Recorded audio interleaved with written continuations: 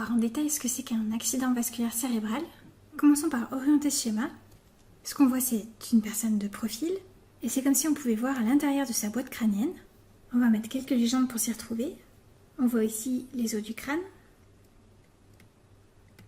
qui protègent le cerveau.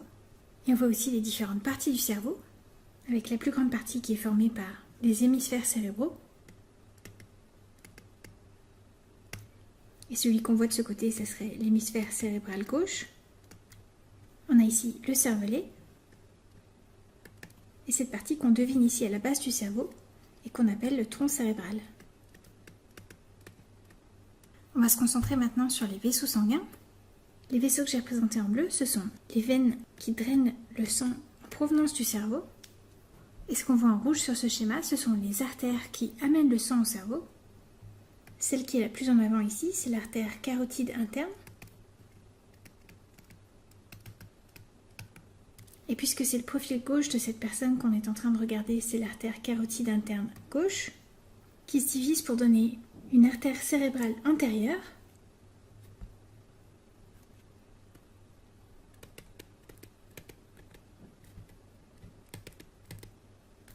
et une artère cérébrale moyenne,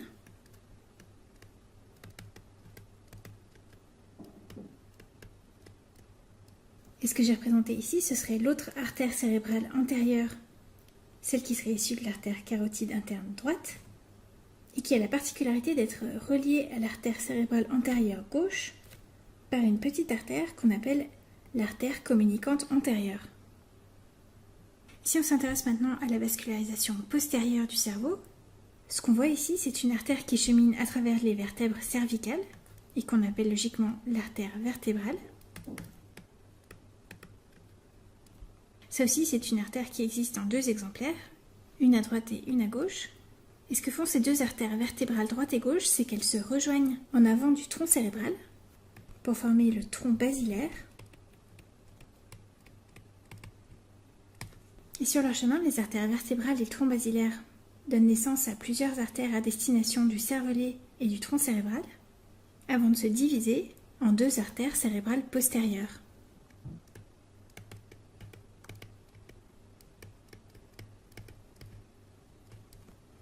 Et ce qui relie ces deux systèmes artériels l'un à l'autre, celui issu des artères carotides internes et celui issu des artères vertébrales, ce sont deux petites artères qu'on distingue ici et qu'on appelle les artères communicantes postérieures.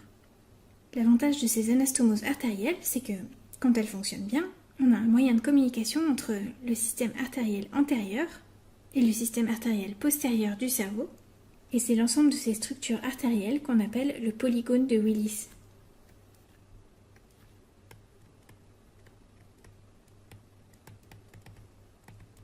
Donc maintenant qu'on a parlé des principaux vaisseaux sanguins du cerveau, venons-en à ce que c'est qu'un AVC, autrement dit un accident vasculaire cérébral.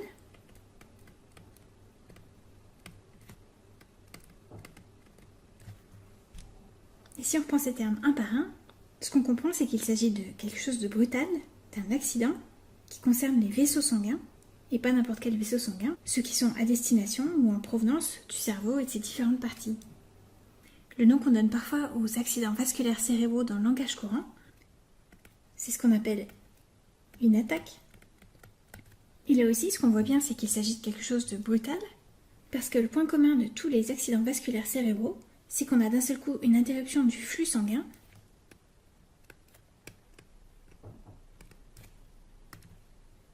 et cette interruption de la circulation du sang, c'est ce qui est responsable d'une perte de fonction des zones du cerveau qui ne sont plus alimentées en sang, et c'est ce qui est responsable des symptômes des AVC.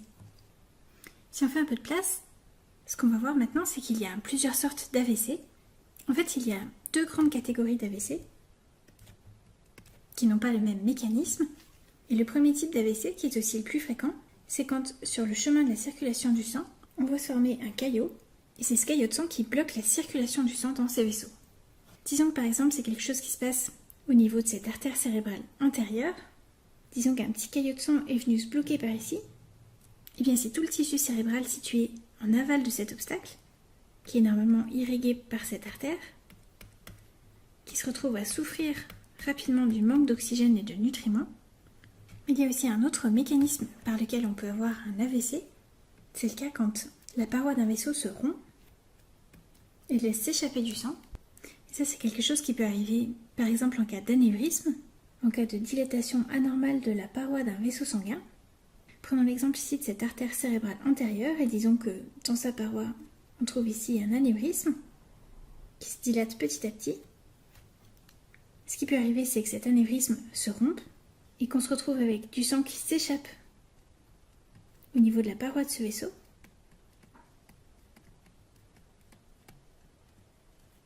Et donc ce qui se passe, c'est que non seulement, puisqu'on a cette fuite de sang à cet endroit-là, le tissu cérébral situé en aval de cette fuite de sang n'est plus irrigué correctement, mais en plus on a cette collection de sang qui se crée ici et qui repousse le tissu cérébral, ce qui cause encore d'autres dégâts. Et ces deux sortes d'AVC, c'est ce qu'on appelle dans le premier cas un AVC ischémique, parce que le problème c'est surtout l'ischémie en aval de l'obstruction de la circulation par ce caillot de sang. Et le deuxième type d'AVC dont on a parlé, c'est ce qu'on appelle un AVC hémorragique, dans lequel il y a aussi une partie du cerveau qui souffre d'ischémie, mais on a en plus cette collection de sang, cette hémorragie, à l'intérieur de la boîte crânienne. Dans les deux cas, les symptômes sont très rapides, parce que le point commun aux accidents vasculaires cérébraux, c'est que comme le flux sanguin est interrompu, le flux sanguin à destination des neurones,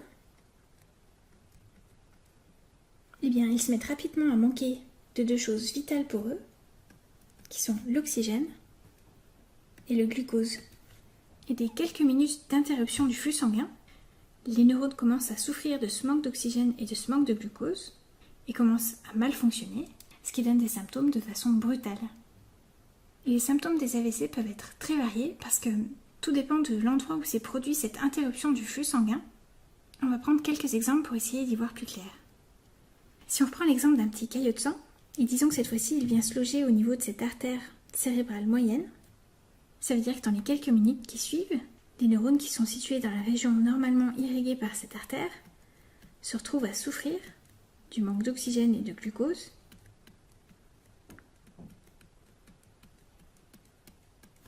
Et si c'est du côté gauche que se produit cette obstruction, ce qu'on trouve en particulier dans cette région cérébrale, c'est ce qu'on appelle l'aire de Broca. Et un peu plus loin par ici, toujours du côté gauche, ce qu'on trouve, c'est une autre aire qu'on appelle l'aire de Wernicke. Et ce que ces aires cérébrales ont en commun, c'est qu'elles sont importantes toutes les deux pour nous permettre de parler. Donc en cas d'atteinte de cette artère cérébrale du côté gauche, eh bien l'une ou l'autre de ces deux aires peuvent être atteintes. Et comme c'est l'aire de Broca qui est touchée, on a du mal à s'exprimer, alors que quand c'est l'aire de Wernicke, on peut encore parler, mais on a des difficultés à comprendre le langage parlé. Donc dans les deux cas, ce qu'on constate, ce sont des troubles du langage qui apparaissent de façon brutale. Ce qu'on voit, c'est que selon l'endroit où se produit l'interruption de la circulation du sang, les symptômes peuvent ne concerner qu'une fonction cérébrale ou plusieurs, et ce qui fait que certains accidents vasculaires cérébraux sont plus ou moins graves, c'est l'endroit où se produit cette interruption de la circulation du sang et la quantité de tissu cérébral concerné.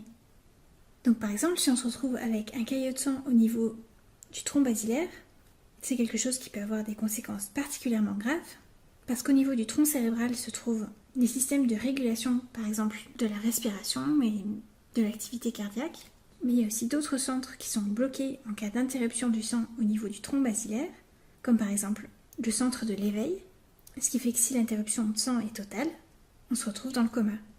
Donc dans ces cas-là, on se retrouve avec des dégâts au niveau du tronc cérébral.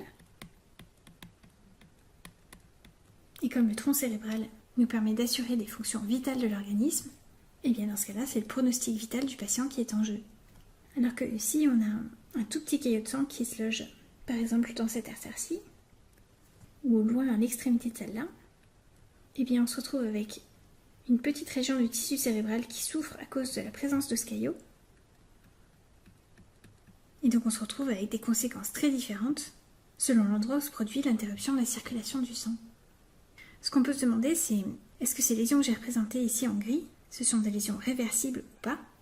Le problème, c'est que très rapidement, les neurones commencent à souffrir du manque d'oxygène et de nutriments. Dès qu'on les prive d'oxygène pendant plus de 3 minutes, les neurones commencent à mourir, et comme il y a ces systèmes d'anastomose artérielle à différents endroits du cerveau, il y en a aussi par exemple entre certaines branches issues des artères cérébrales antérieures et d'autres issues des artères cérébrales moyennes. Donc grâce à ça, il y a des zones qui peuvent être quand même partiellement alimentées en sang, et si on arrive à éliminer ces caillots par des traitements médicamenteux, ou parfois même en passant à l'intérieur des vaisseaux pour aller les récupérer, et à condition de faire ça très rapidement après le début des symptômes, on peut éviter un certain nombre de séquelles suite à un AVC. Mais ce qui est important de se demander, c'est pourquoi se sont produits ces caillots? Parce que ce qu'on voudrait éviter, c'est que, après avoir rétabli la circulation du sang, d'autres caillots viennent se former à nouveau. Donc ce qu'on cherche en cas d'accident vasculaire cérébral, c'est quelle est la cause de cet AVC. Et il arrive souvent que ce soit le cœur qui soit à l'origine de la formation de ces caillots. En particulier quand le cœur bat de façon irrégulière, qu'il présente une arythmie qu'on appelle une arythmie par fibrillation auriculaire. On dit aussi fibrillation atriale. En fait, ce sont les oreillettes du cœur qui se contractent de façon anormale, et parce que leur contraction est en quelque sorte désordonnée, eh bien c'est quelque chose qui favorise la formation de caillots à l'intérieur du cœur, et une fois que ces caillots sont formés, ils peuvent se retrouver éjectés dans la circulation sanguine et venir se bloquer dans la circulation cérébrale. Une autre cause fréquente d'AVC, ce sont les lésions d'athérosclérose. Ce sont des lésions qu'on trouve dans la paroi des vaisseaux sanguins, qui sont formées par des dépôts de cholestérol et des cellules inflammatoires. Et c'est quelque chose qu'on peut trouver à différents endroits de l'organisme.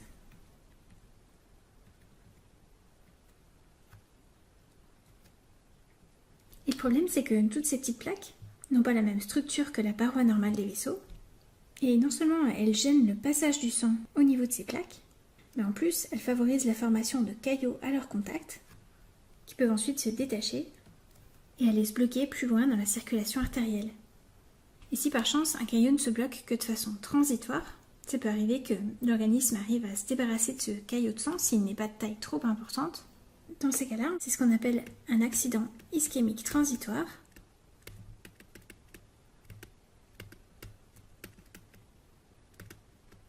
Par exemple, si un caillot de sang bloque transitoirement la circulation dans une artère destinée au cerveau, mais qu'ensuite il finit par chance par être éliminé, et qu'il laisse à nouveau le sang circuler dans les artères destinées au cerveau, eh bien on a des symptômes qui ressemblent à un AVC, mais qui sont transitoires, et c'est important de bien les repérer, même si c'est quelque chose qui est complètement réversible par définition, et qui ne dure pas longtemps.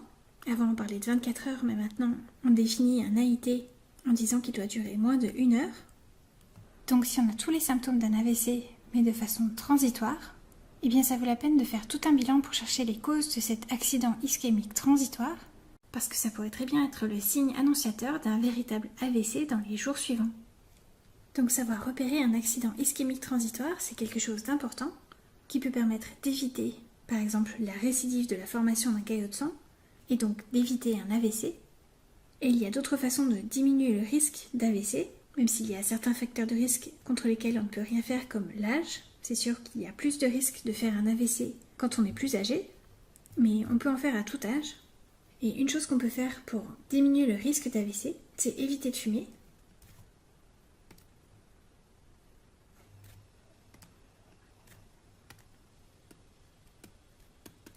Parce qu'on sait que le tabac abîme les parois des vaisseaux sanguins. Et une autre chose qui fragilise les parois des vaisseaux sanguins, c'est l'hypertension artérielle. Donc ce qu'on voit, c'est qu'il y a certains facteurs de risque d'AVC qui sont connus et que dans l'idéal on peut éviter ou traiter, mais parfois on n'arrive pas à empêcher un accident de se produire. Dans ces cas-là, s'il est transitoire et spontanément réversible, il ne faut pas pour autant le négliger, parce que ça peut être le signal d'alarme qui prévient de l'imminence d'un AVC. Et si malgré tout un AVC se produit, ou qu'on a l'impression d'être en face d'une personne qui fait un AVC, même si on n'est pas très sûr, il faut prendre un avis en urgence, parce qu'on sait que dans certains cas, on arrive à traiter la cause de cet AVC, ce qui permet dans l'idéal d'en limiter les séquelles.